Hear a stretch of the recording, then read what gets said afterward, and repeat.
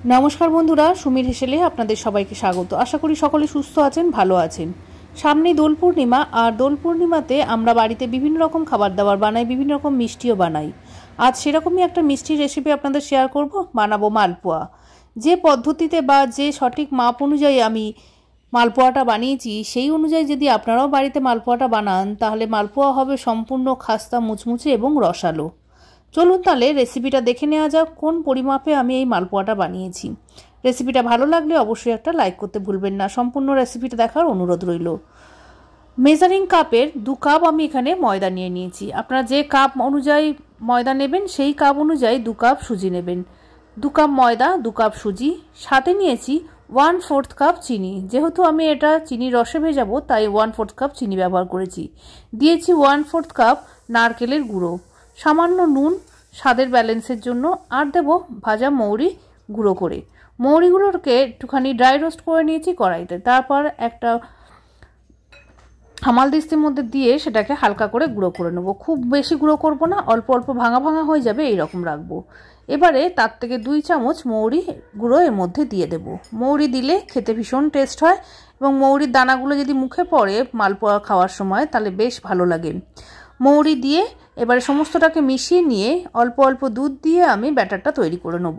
এখানে আমার total 3 cup দুধ লাগবে। আমি প্রথমে 2 কাপ দুধ দিয়েছি, তারপরে আরও হাফ কাপ দুধ দিয়ে ব্যাটারটাকে তৈরি করে নিয়েছি।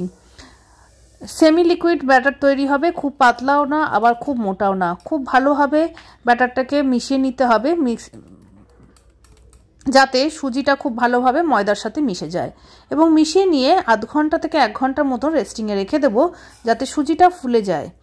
এবারে চিনির শিরাটা তৈরি করে নেব। তার জন্য নিয়েছি 2 কাপ চিনি আর 1 কাপ জল। 2 কাপ চিনি আর 1 কাপ জল দিয়ে ভালো করে ফুটাতে থাকবো। এর সঙ্গে এর মধ্যে দিয়ে দেবো 2টো ছোটো এলাচ আর সামান্য কেশর।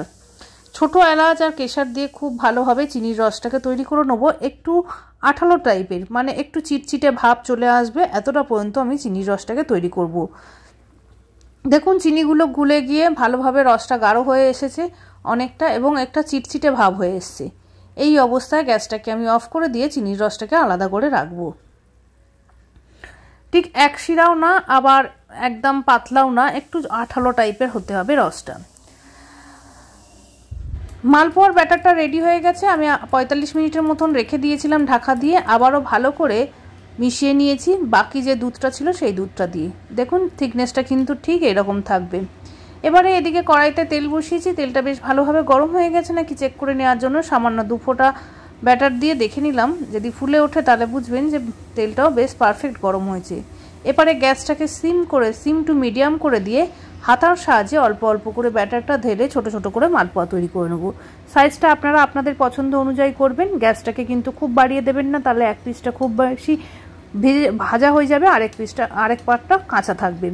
মিডিয়াম গ্যাসে অল্প অল্প করে উপর থেকে তেল ছিটিয়ে ছিটিয়ে হালকা হাতে ভেজে নিতে হবে। মালপোয়াগুলো ফুলে গোল লুচির মতন হবে, বেশ ফুলে উঠবে। এভাবে হালকা গোল্ডেন ব্রাউন কালার পর্যন্ত মালপোয়াগুলোকে ভেজে নিতে হবে। একটা একটা করে এইভাবে সমস্ত কটা মালপোয়া আমি ভেজে নেব। দেখুন কত সুন্দর ফুলে এবং জালিদার একটা মালপোয়া তৈরি হয়েছে, যার 4-5টা থাকবে খাস্তা মুচমুচে এবং হালকা মিষ্টি। আপনারা কিন্তু এই অবস্থাতেও খেতে পারেন, বেশ মন্দ লাগবে না। চিনির রসে যদি আপনারা ডুবাতে না চান তাহলে কিন্তু এইভাবেও খেতে পারেন। আর যদি মনে হয় যে মিষ্টিটা একটু কম তাহলে সেক্ষেত্রে ব্যাটার তৈরি করার সময় চিনির পরিমাণটা আর একটু বাড়িয়ে দিলেও খেতে পারেন। কিন্তু আমি এই মালপোয়াগুলোকে চিনির শিরাতে ভেজাবো। সমস্ত কটা মালপোয়াকে এইভাবে আমি এক এক করে ভেজে নেব। ওইদিকে গরম চিনির শিরাটা আছে, তার মধ্যে কিন্তু এবারে এক এক করে মালপোয়াগুলোকে দিয়ে দেব। মালপোয়াগুলো ভাজার সময় ওপর থেকে হালকা হালকা করে তেল দিতে থাকবেন, তাহলে মালপোয়ার ওপরটাও খুব সুন্দরভাবে ভাজা হবে আর খুব সুন্দর বলের মতন ফুলে উঠবে। যত বেশি ফুলে আর ফাঁপালো হবে মালপোয়াটা তত কিন্তু এর ভেতরে চিনির শিরাটা ভালোভাবে ঢুকবে। মালপোয়াগুলো ভাজা হয়ে গেছে। এদিকে চিনির শিরাটাও আমার রেডি হয়ে আছে। চিনির শিরাটা কিন্তু হালকা গরম থাকতে হবে। আর এখান থেকে মালপোয়াগুলোকে ডাইরেক্টলি ভেজে নিয়ে শিরার মধ্যে দিয়ে 5 থেকে 10 মিনিটের মতন রেখে দিতে হবে। 10 মিনিট পর 5-10 মিনিটের মধ্যে উল্টে পাল্টে দিতে হবে যাতে দুই পাশেই ভালোভাবে চিনির শিরাগুলো লেগে যায়। ভালোভাবে চিনির শিরাতে যখন মালপোয়াগুলো ভিজে যাবে, বেশ রসালো হয়ে উঠবে, তখন তার থেকে মালপোয়াগুলোকে রসটাকে ভালো করে ছাড়িয়ে নিয়ে প্লেটের মধ্যে সার্ভ করতে হবে।